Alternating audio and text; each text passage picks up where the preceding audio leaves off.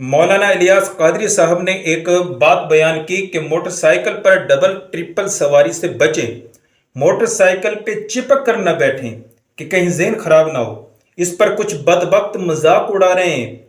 जी ये देखें, मौलवी की जहनियत चेक करें, मीडिया पे बैठकर कैसी कैसी बातें कर रहे हैं, और कुछ नादान तो इस पर मीम्स बना रहे हैं और खूब वायरल किया जा रहा है और मजाक उड़ाया जा रहा है।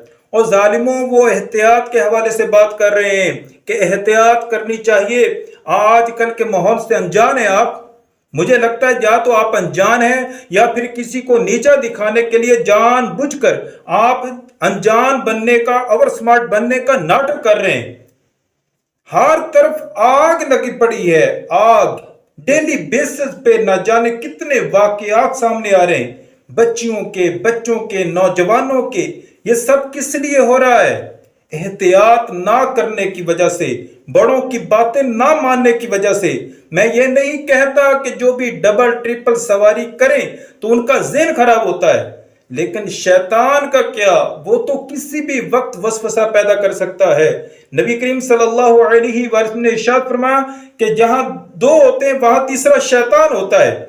और अमर्द पसंदी मतलब कि गंदी गलीज दोस्तियों की आग किस कदर फैल रही है, यह आपको पता नहीं है। हुजूर अकरम सल्लल्लाहु अलैहि वसल्लम ने इरशाद फरमाया कि मुझे अपने बाद सबसे ज्यादा खौफ इस बात का है कि मेरी कौम जो है वो कौम लूत वाला गुनाह न करने लग जाए, मतलब कि लड़के लड़कों से बदफेलियां न करने लग जाएं। कोई कहता जी मेरी नीयत तो ऐसी नहीं है। मैं कहता हूं जनाब, शुरू में नीयत साफ ही होती है, लेकिन शैतान के बहकाने में जो है वो देर नहीं लगती है।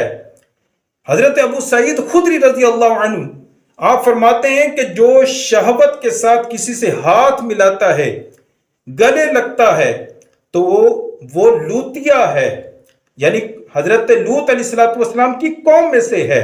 अब लगाओ फतवा, करो बात। हजरत अबू सईद सहाबी रसूल हैं, क्या अब इनका भी मजाक उड़ाओगे? ये इतना खतरनाक काम है, ये इतना खतरनाक काम है कि इससे ईमान बर्बाद होने का खतरा है, ईमान जाया होने का खतरा है।